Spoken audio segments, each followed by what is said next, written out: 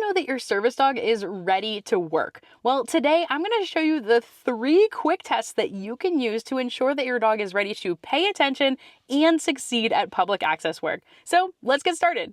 Hi, I'm Laura from Doggy U, and I'm a certified guide dog mobility instructor, service dog trainer, and trick trainer. And today I'm going to show you these 3 simple tests that take no more than a minute or 2 to do with your dog that help ensure that your dog is ready to connect with you and succeed. Okay, to start out, we want to have a dog that waits patiently for us to release them from the crate. So that's something that we want to practice at home, but if your dog isn't good at that yet, what you can do is you can open that crate door and then you can immediately yes and feed before they're able to come out. Then you're gonna clip on your leash. Now, we want them when they come out to orient to us. So that means that when they come out, if your dog is new to this, you can actually take a cookie, put it right on their nose, invite them out free, and have them come out and sit in front of you. So now we've got a dog that's paying attention to us right away. It's great for the public access test. And then I can say, go sniff, and give them a chance to go sniff. Now, we just took a walk, so he's probably not going to sniff very much, but I'm giving him the opportunity. Or if, for instance, he had to go to the bathroom, this would be a good opportunity to do that. So once he's had a chance to sniff, I wait for him to reorient to me. And then once he looks at me, I'm going to say yes and reinforce. So he looks at me, I say yes. And now I'm going to start my first game. So I'm going to show you this one at home first so I can explain a little bit about it, and then you can see what it looks like out and about after I've just taken him out of the car in a new and busier location. This game is all about offered attention. I say find it and place a piece of food on the ground.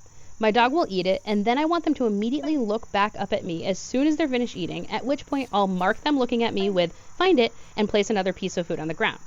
They're very likely to do this because I've spent time capturing and rewarding offered attention. So if you're familiar with Leslie McDivitt's work, this is a variant on the up-down game and the ping pong game. I love using pattern games like this because they're predictable for our dog, and dogs tend to be very pattern cognizant. It's important to also practice at home and in low distraction environments because that's going to be our control rep to see what's normal and what's possible for our dog so that we know if it looks different when they're out and about.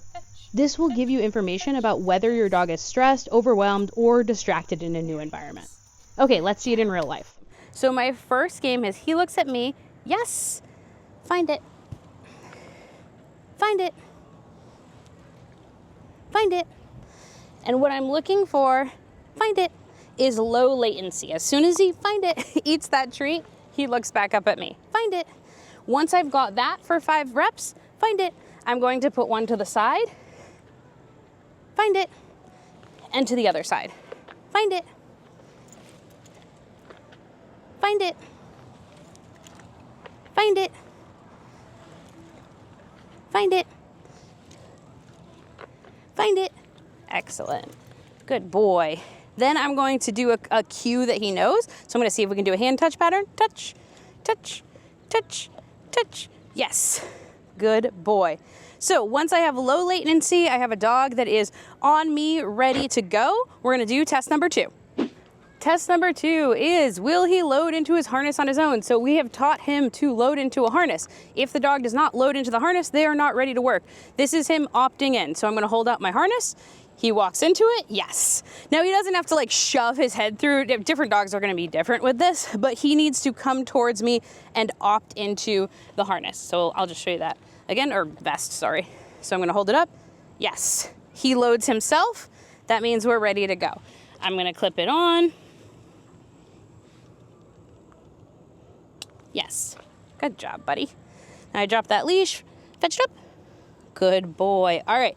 Now, once I have him harnessed, it's time for the 3rd step, which is making sure that we're walking nicely together before we go inside. And hey y'all, if you're getting value from this video, I would love it if you could head on down and boop that like button. Doing so positively reinforces me and lets me know that you want more videos like this one. For test 3, we're going to use patterns again to see if he is able to walk nicely with me. If he can't walk nicely with me in here, he certainly shouldn't be in a store not walking nicely with me in a store. Okay, so now we want to make sure that we have a dog that's connected with us while walking. Now, connected with me while walking does not mean he has to stare at me, but it does mean that he can't get distracted. Yes. So there, he was looking at a bicycle going by. So when he looks back at me, I mark and reinforce, yes. And what I'm looking to get is a dog that's walking nicely next to me. And I want to get him really focused. He's really focused on this bike right now. So I'm going to wait. Yes. And when he looks back and re-engages with me, we start moving again. I don't even know if you can see me. All right. So we're doing these big figure eights, and it doesn't have to be exactly a figure eight. It's just some large loops with inside and outside turns. Yes. So now I'm getting some really nice connection here. And so once I have some nice connection, a dog that's checking in with me, he doesn't have to be staring at me the whole time. Yes. But he is checking in with me. Now we know that we are ready to go inside. And those outside turns are definitely the hardest. That's where he gets a little bit lost. Good boy. Good job, buddy. Good. All right. So now that I've got a dog that I can walk with one finger on the leash, we're ready to go inside. This whole process only takes a couple of minutes, and I don't do it every single time that I have to go into a store, but I do it most of the time, especially for an adolescent dog. I want to see where his brain is at and make sure he's really connected with me before I go into a difficult public setting. And if he's struggling with any of this, I want to look at the cause. So maybe he needs to sniff around a little bit more, maybe get a little bit more used to the environment. Maybe he needs to go to the bathroom.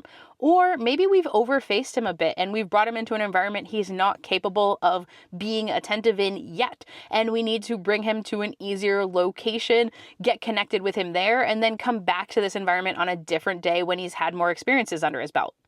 Basically, these tests give us an idea of what's going on in your dog's brain today at this moment. Behavior is information, so these tests not only give you information about your dog's mental state, but they also allow you to connect with your dog through recognizable patterns before you ask them to work. All right, y'all, if you like this video, make sure that you subscribe to the channel, check out this video next, and you all have an awesome day and happy training.